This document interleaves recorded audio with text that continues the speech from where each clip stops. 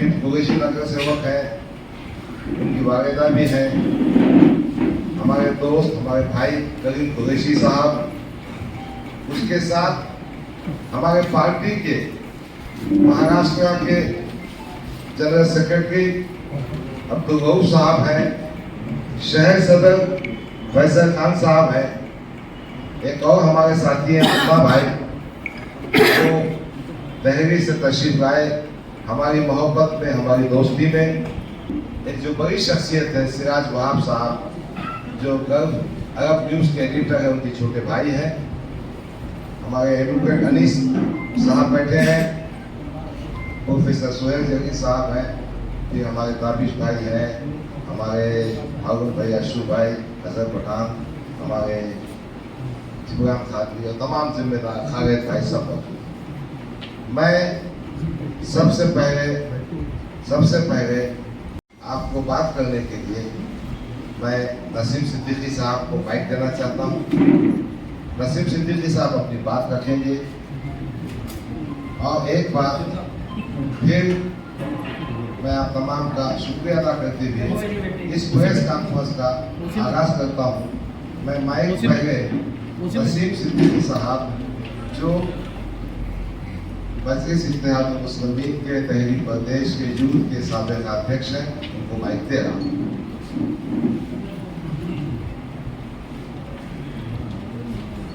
यहाँ पर तमाम जिम्मेदार और यहाँ पर print media, electronic media, YouTube channel, आप सभी लोगों को मेरा सलाम है। और आज मैं यहाँ पर बैठा हूँ तो मैं किसी पार्टी की तारीफ करने की नहीं आया, ना ही मैं समाजवादी पार्टी, न जाने कितने मजलूम मुसलमानों की आवाज उठाई और महाराष्ट्र का कोना कोना हर जगह पर मेरे जलसे हुए और मैं जहां जहां गया मजलिस इत्तेहादुल मुस्लिमीन को वहां पर कामयाबी मिली। मैं अमरावती में गया, मैंने अमरावती के अंदर अपने 12 कॉर्पोरेटर चुन के लेकर आए। मैं धुलिया में गया, धुलिया के अंदर हमारे कॉर्पोरेटर चुनकर आए। मैं नांदेड़ गया, मैं बीड़ गया, मैं उस्मानाबाद गया, मैं बुल्ढाना गया। उसके अलावा उत्तर प्रदेश के कोने कोने में, बिहार में, हिंदुस्तान के हर कोने कोने में जाकर मजलिस की आवाज उठाई और अल्हम्दुलिल्लाह अवाम मेरी बात को समझ रही थी और लोगों की मोहब्बत बेपनाह मिल रही थी। लेकिन आज मैं यहाँ पर बैठा हूँ तो मैं किस लिए बैठा हूँ? ये तमाम चीजें मेरे सोशल मीडिया अकाउंट पर मौजूद हैं। मेरे सोशल मीडिया अकाउंट पर भी लोग सवाल कर रहे हैं कि नसीम भाई आप मजलिस को कमजोर करने जा रहे हो, डॉक्टर साहब के साथ मत जाओ, मजलिस कमजोर हो जाएगी। तो मैं उनसे भी ये कहना चाहता हूँ कि डॉक्टर साहब ने आज जो हरा गमछा उतार कर ये लाल गमछा डाला है, तो ये मजबूर किसने किया? आखिर मजबूरी, इन हालातों का जिम्मेदार कौन है? और मैं तमाम जगह पर मजलिस का पैगाम लेकर पहुंचा। 2019 का इंतखाबात था, डॉक्टर साहब मजलिस से इलेक्शन लड़ रहे थे, मैं डॉक्टर साहब के भी इलेक्शन में आया था, लेकिन मुझे नहीं मालूम था कि इम्तियाज जलील साहब डॉक्टर साहब से किस बात से खफा है या किस बात से नाराजगी है। मैं इलेक्शन में प्रचार करता रहा, 2019 का इलेक्शन निकला, डॉक्टर साहब कुछ वोटों से हार गए। और हारा क्या, मैं तो कहता हूं कि वो जो साजिशें थी, क्योंकि इम्तियाज जलील साहब नहीं चाहते थे कि कोई शख्सियत उनके सामने खड़ी हो या कोई नुमाइंदा औरंगाबाद से या महाराष्ट्र से जीत कर आए, क्योंकि सवाल आप लोगों को भी करना है। आप लोग मीडिया वाले हो, आप लोगों का हक है सच पूछना। 2019 में जब डॉक्टर साहब ने प्रकाश अंबेडकर साहब से यूटी कराई, तो उसका नतीजा यह था कि इम्तियाज जलील साहब मेंबर ऑफ पार्लियामेंट बनकर आए। और जब वो मेंबर ऑफ पार्लियामेंट बन गए तो डॉक्टर साहब को लगा कि अब इसका फायदा विधानसभा में भी होने वाला है, लेकिन उन्होंने अपनी मांगे रखी 80 सीटों की। अब आप मेरे को ये बताइए कि 2019 में लड़ने की कह रहे थे, आखिर अब क्या मजबूरी आई कि वो 16 सीटों पर रुक गए? अरे आपने अगर जमीन पे काम किया होता, 2019 में आपने 51 सीटें महाराष्ट्र विधानसभा में लड़ाई। इस बार ऐसी क्या मजबूरी जो आप 16 पे अड़े रहे? आपको तो इस बार 51 की जगह 110 लड़ाना चाहिए था। आपके पास कोई रोक टोक करने वाला नहीं था, लेकिन सिर्फ इम्तियाज जलील साहब को अपनी सियासत से मोहब्बत है। वो चाहते हैं कि मेरी सियासत बरकरार रहे और डॉक्टर साहब को कमजोर करने के लिए उन्होंने तमाम बड़े लिए, लेकिन कांग्रेस पार्टी को भी मजबूर कर दिया कि अगर डॉक्टर गफ्फार कादरी साहब को टिकट दी गई तो मैं नांदेड़ की लोकसभा सीट लड़ता। जरा आप बताइए, नांदेड़ की लोकसभा सीट अनाउंसमेंट करने के बाद आप पीछे क्यों हट गए? आपको तो लड़ना चाहिए था। आप तो कह रहे थे कि आप औरंगाबाद के शाहरुख खान है, जहां से भी लड़ते वहां से जीत कर आते। ये सारी साजिशें इम्तियाज जलील साहब सिर्फ अपनी सियासत को बचाने के लिए करते रहे। और आपको ये पूछना है कि साहब, आपको तो औरंगाबाद की आवाम ने मेंबर ऑफ पार्लियामेंट बना दिया। अगर कोई इंसान कहीं पर नौकरी करता है तो उसको प्रमोशन मिलती है, तो वो प्रमोशन दिया और आपको पार्लियामेंट में भेजा। आपको इंतजार करना चाहिए था। अरे आपको मजलिस को मजबूत करने के लिए खुद की कुर्बानी देनी चाहिए थी। आप मेंबर ऑफ पार्लियामेंट रहते हुए फिर आपको विधानसभा लड़ने की क्या सूझी? तो मैं तो सोचता हूं अगर आप विधानसभा ये हारे तो आप कॉर्पोरेशन का भी लड़ने के लिए तैयार हो जाएंगे। तो मेरे भाई, मेरा मकसद जो यहाँ पर बैठने का है, मैं औरंगाबाद की आवाम को बताने आया हूँ कि जो 12 साल ताल्लुकात अच्छे थे और ये एक नेक इंसान है, और मेरी नजदीकियां इतनी थी कि शायद वो इम्तियाज जलील साहब को खेलने लगी। और 2019 का इंतखाबात जीतने के बाद उन्हें दिल्ली का इंचार्ज बना दिया गया। और मुसलसल 5 साल से ना मुझे दिल्ली के अंदर कहीं पर पूछा गया इलेक्शन में, ना ही किसी और स्टेट में। मुसलसल इम्तियाज जलील साहब ने हर स्टेट में हर जगह मुदाखलत करके कि नसीम की आवाज कहीं पर नहीं पहुंचनी चाहिए। क्या मेरे अंदर अपने कौम के जज्बात नहीं है? क्या मेरे अंदर एहसास नहीं है कि मैं अपने लोगों तक अपनी बात पहुंचा सकूं? मुझे इस बात से भी कोई फर्क नहीं पड़ता, क्योंकि मुझे सियासत की कुर्सी का लालच नहीं है। ना ही मैंने कभी टिकट के लिए पार्टी से मुखालफत करी या टिकट मांगा, या मैंने कोई कहा कि मुझे ओहदा दे दो। लेकिन आखिर ऐसी क्या बात है जो इम्तियाज जलील साहब असद साहब के कान को भरते हैं और असद साहब इम्तियाज जलील साहब की हर बात को सुनते हैं? अरे हम लोगों ने भी ये सोचा था कि 2019 का जब इलेक्शन आएगा, मैंने डॉक्टर साहब से कहा था कि डॉक्टर साहब, जब आप 2019 का इलेक्शन लड़े तो इंशाअल्लाह मुझे यकीन है इस बार आवाम आपको चुनकर देगी। जब आप मजलिस से चुनकर आएंगे तो इम्तियाज जलील साहब की ये जो गंदी सियासत चल रही है, जो दूसरों की लीडरशिप छीनना चाह रहे हैं, हम इसके खिलाफ जाएंगे। लेकिन ये नौबत नहीं आई और डॉक्टर साहब की टिकट को काट दिया गया। आप ये बताइए मेरे भाई, ये लोग कह रहे हैं कि 10 साल हमने डॉक्टर साहब को मौका दिया। 2014 का इंतखाबात डॉक्टर साहब ने लड़ा, आप भी जानते हैं चंद वोटों से इनको हार का सामना करना पड़ा। 2019 का इलेक्शन लड़ा, पिछली बार से ज्यादा वोट मिले। लेकिन आपको पता है कि क्या साजिशें औरंगाबाद ईस्ट में हुई? कांग्रेस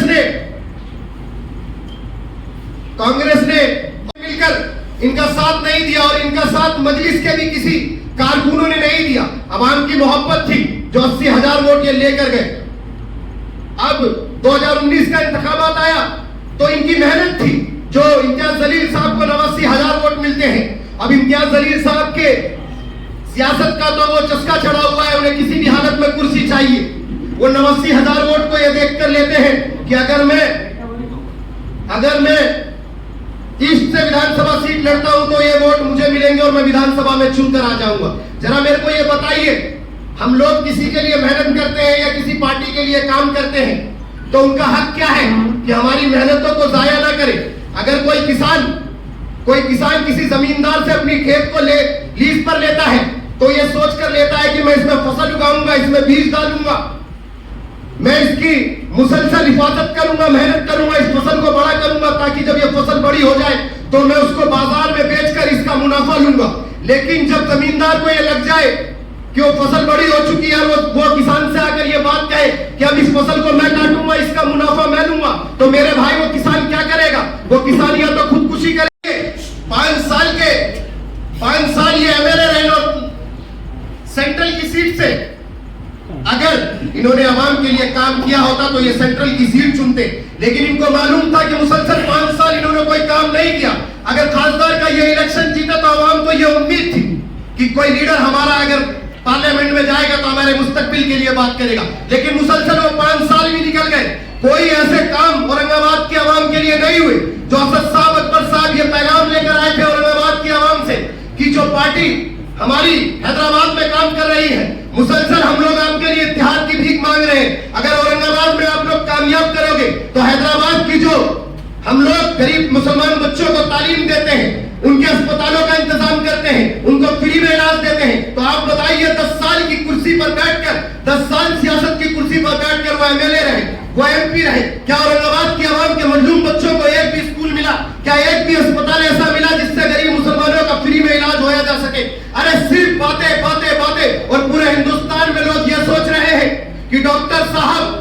मजलिस को कमजोर कर रहे हैं या नसीम सिद्दीकी मजलिस को कमजोर करने आया है। अरे मैं अपने कायद बैरिस्टर असदुद्दीन ओवैसी साहब के खिलाफ नहीं बोलूंगा। हाँ, यकीनन वो मुसलमानों की आवाज उठाते हैं, यकीनन अकबरुद्दीन ओवैसी साहब मुसलमानों के हक की बात करते हैं और वो आवाम के लिए काम भी करते हैं। लेकिन उन्हें ये सोचना चाहिए, जिसको आप अपना सियासी लीडर मान रहे हो, बात तोड़ दे रहे हो, क्या वो इस काबिल है जो आप वादा कर रहे हो आवाम से, वो उस बात को पूरा कर सके?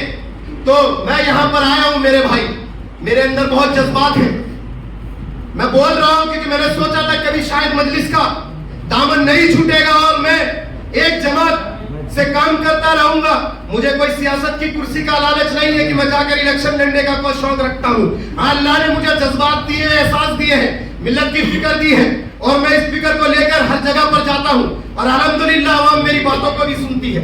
आज मैं यहाँ पर डॉक्टर साहब समाजवादी पार्टी से मजबूरी है क्योंकि इलेक्शन लड़ने के लिए एक सिंबल चाहिए होता है और इनको ये सिंबल दिया गया। लेकिन मैं आवाम से और आप लोगों के माध्यम से कहना चाह रहा हूँ कि आप लोग भी आवाम के बीच में सवाल रखिए, क्या औरंगाबाद की आवाम इम्तियाज जलील साहब के 10 साल के इस कार्यकाल में खुश है?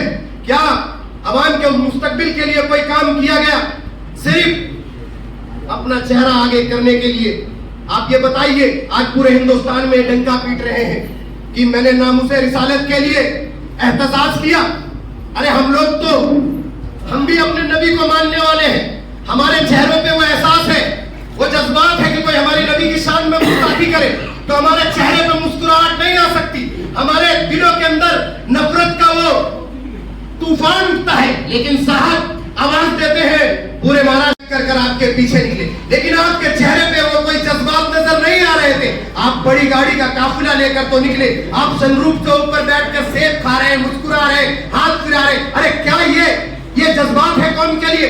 आप मजाक बना रहे, दूसरे लोगों को मौका दे रहे कि तुम्हारे लीडर अपनी नबी की शान में गुस्ताखी नहीं कर रहे, जबकि इंस्टाग्राम पर अपने फॉलोवर बढ़ा रहे, अपने आप को चमका रहे। अरे आवाम की खिदमत करो, हमारे अंदर दर्द है। मैंने भी बहुत सारे प्रोटेस्ट किए हैं लेकिन मैंने कभी चेहरे पर मुस्कुराहट नहीं लाई क्योंकि मुझे पता है हमारे नबी की इज्जत हमारे दिल में क्या है। मैंने भी लोगों को गिरफ्तार किया है, करवाया है दिल्ली की सरजमी पर। मेरी तमाम चीजें मेरे सोशल साइट पर मौजूद है और अल्हम्दुलिल्लाह मेरा सोशल साइट बहुत मजबूत है।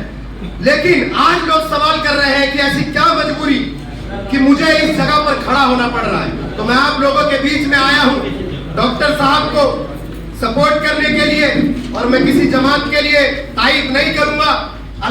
अगर जो भी मेरी पार्टी का फैसला होगा मुझे मंजूर है।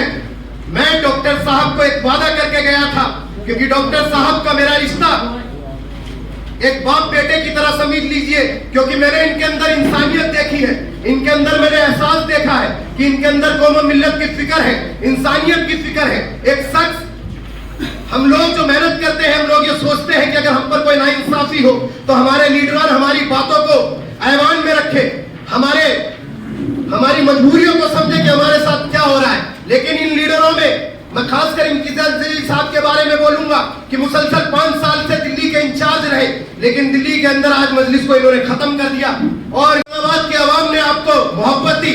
अकबर साहब, असद साहब की आवाज पर लब्बैक कर मोहब्बत दी, लेकिन आपने उनके वादों को भी पूरा नहीं किया। मेरी बात आपको बुरी लग सकती है इम्तियाज जलील साहब, और यकीनन लगनी भी चाहिए। और अभी तो मैं क्या बोल रहा हूँ मेरे भाई, अभी तो इब्तिदा इश्क है, आगे आगे देखो होता है क्या। अभी मैदान में आना बाकी है और मैं औरंगाबाद की आवाम के बीच में जाऊंगा और मुझे यकीन है अगर मैं जो सच बोलूंगा, अगर मेरी जुबान पे सच्चाई होगी तो औरंगाबाद इस बात को समझेगी कि ये लड़ाई गफ्फार कादरी या एमआईएम के बीच में नहीं है, ये समाजवादी या एमआईएम के बीच में नहीं है, ये लड़ाई इंसान को लड़ाते। और मैं कहता हूं कि अगर कुर्बानी देनी थी मैं शायद तब भी यहां पर खड़ा नहीं रहता। समीर साजिद बिल्डर साहब, उन्होंने भी मुसलसल 10 साल मेहनत करी, मैं उनके काम को देख रहा हूं। अगर इम्तियाज जलील साहब को इतनी ही फिक्र थी तो वो भी कुर्बानी देते, उनका भी हक बनता है, वो उनको टिकट दे देते तो भी मैं समझता कि इम्तियाज जलील साहब के अंदर सियासत की कुर्बानी देने का जज्बा है। लेकिन नहीं, समीर भाई को भी लॉलीपॉप दे दिया। अब वो क्या करते बेचारे। मैं समीर की इज्जत करता, मैं समीर को समझता, समीर भाई को भी समझना चाहिए ये जो नाइंसाफी आपके साथ हुई है। इम्तियाज जलील साहब स्टेट के प्रेसिडेंट हैं, उनको पता है और आपको तो मालूम है, आप मीडिया वाले हो। मीडिया वाले को मालूम होता है कब किसकी टीआरपी बढ़ानी, कब किसकी टीआरपी गिरानी।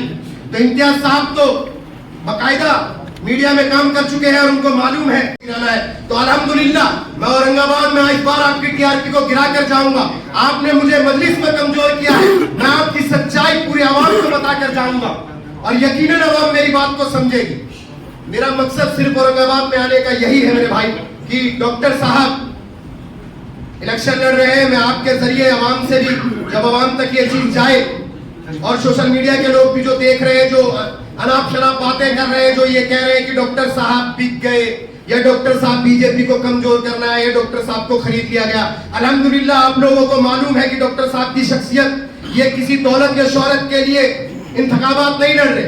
इनको मालूम है कि मेरे कौम के मुस्तकबिल के साथ खिलवाड़ हो रहा है। ये कोशिश कर रहे हैं कि अगर अल्लाह ने इन्हें कामयाब कर दिया तो ये आवाम की खिदमत कर सके।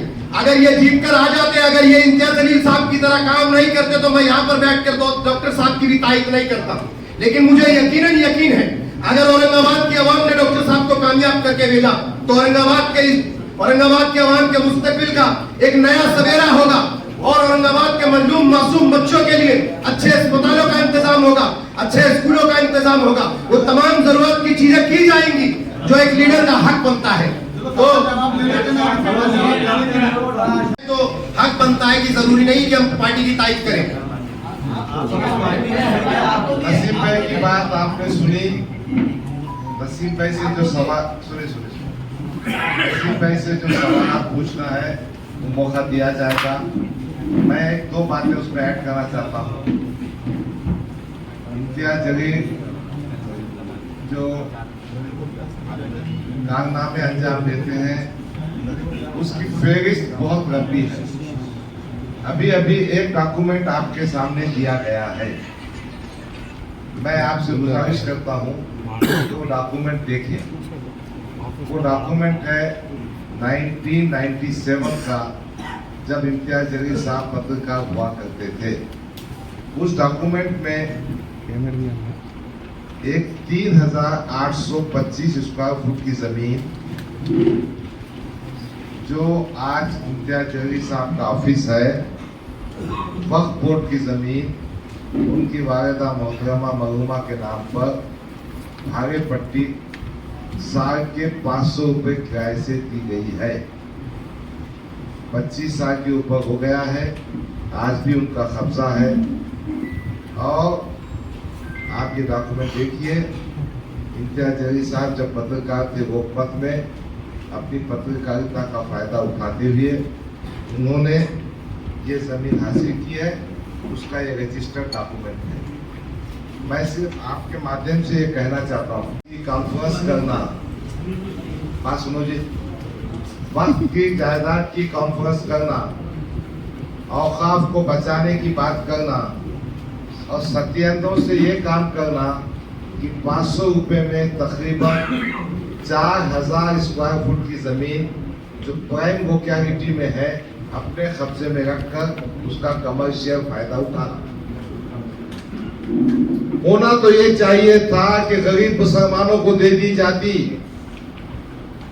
मैं आपके माध्यम से मांडोगी प्रेयर पाखंडी इम्तियाज जलील को पूछना चाहता हूं, अगर तेरे में दम है और तू बोलता है कि उलमाए किराम हमारे सर के ताज है, तू कहता है हम उलमाए किराम के खत्मों पर बैठेंगे, ये पूरी जमीन उलमाए किराम को फ्लैट बना के दे, नौजवान बच्चों को दुकान बना के दे ताकि रोजी रोज कर, ये माध्यम से बात बताना चाहता हूँ। ऐसे कई डॉक्यूमेंट मौजूद है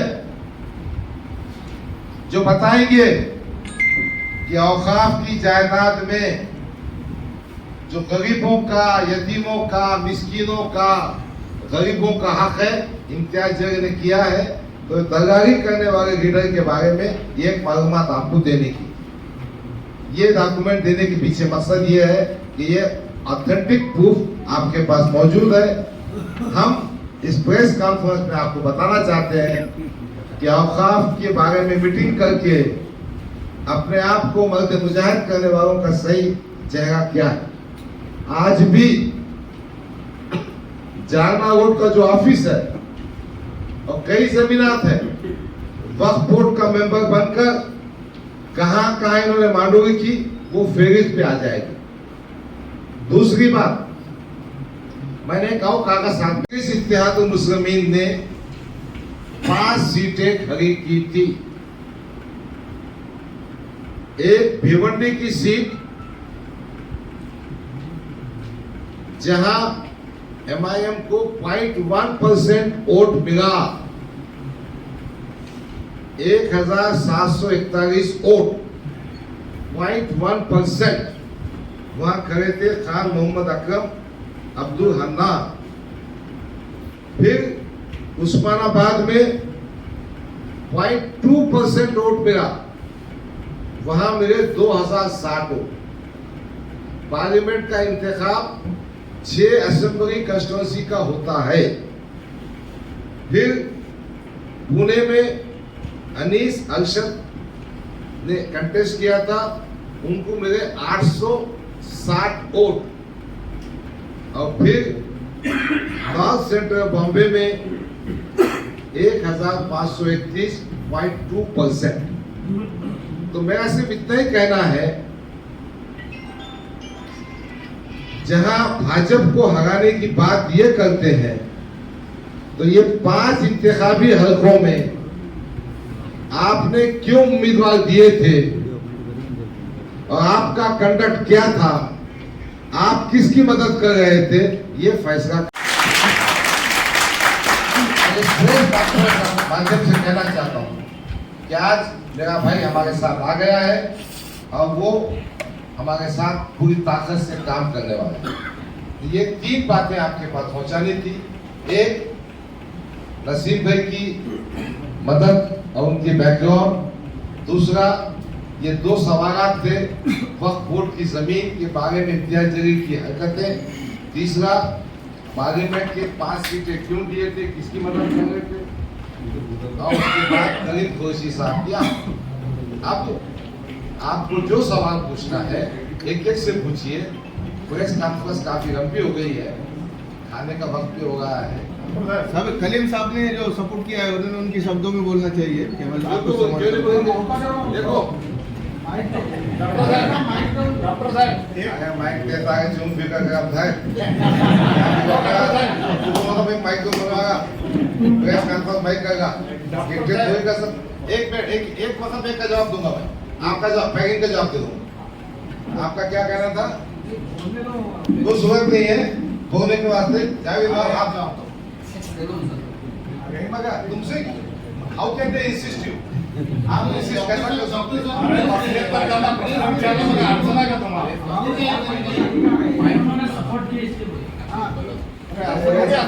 मैं मीडिया में बताना चाहता हूँ कि मैं डॉक्टर साहब को इसलिए सपोर्ट करना चाहता हूँ कि जैसा उनके इधर से धोखाधड़ी मिली, वैसी मेरे को कांग्रेस पार्टी ने धोखा। उन्होंने कमिटमेंट किए थे, कोई भी मुस्लिम को देंगे, 10 लोगों ने फॉर्म भरा था, 10 में से खाली मुस्लिम को देंगे। 1 नंबर पे मेरा स्थान था, बाद में कौन देशमुख आया, दूसरा कौन है, उसका ठिकाना भी नहीं है अभी तक। तो जैसा डॉक्टर साहब के साथ में हुआ वैसा मेरा हुआ। पिछला जो मेरे पे इस्लाम था, डॉक्टर साहब को मैंने गिराया वो। आज इसलिए उनके साथ में भाई खाने खड़े हुए उनके साथ में, और इंशाल्लाह जब तक जीत के नहीं आते, जब तक मैं उनका साथ नहीं छोड़ूं।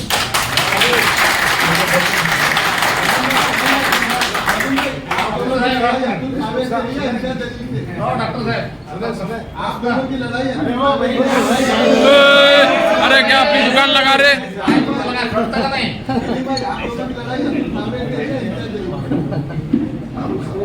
हमारे सिर्फ एक ही से भाजपा से अभी समझदारी इसी पे है कि डॉक्टर साहब तो चुन के आ गए। हमारा ये बोलना आ रहा है इम्तियाज जलील साहब से, कल का आखिरी दिन उनके पास में, उन्होंने भी बड़ा डील करना चाहिए और डॉक्टर साहब को सपोर्ट करना चाहिए।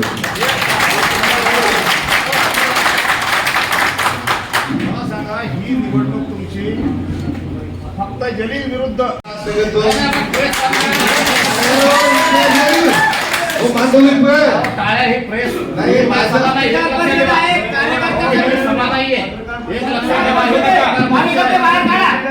पत्रकार परिषदेला पत्रकार परिषदेचं स्वरूप लावून द्या. मी आपल्याला एक मिनिट प्रश्न माझा असा आहे आधी सवाल करा. इकडे बघा, तुम्ही जी निवडणूक लढताय की तुमची फक्त जलीलच्या विरोधातच असं म्हणून लढताय का काय? त्याला काय प्रश्न बाकीचे विषय नाहीत का आहे काय? ना. तुम्ही सर्व प्रश्न ते जलील विरुद्ध तुमची फक्त ही निवडणूक जलील विरुद्धच आहे का? ऐकून घ्या. मी गेल्या 10 वर्षापासून माझ्या या मतदारसंघात काम करत आहे आणि मी मतदार नोंदणीचं फार मोठं काम केलेलं आहे.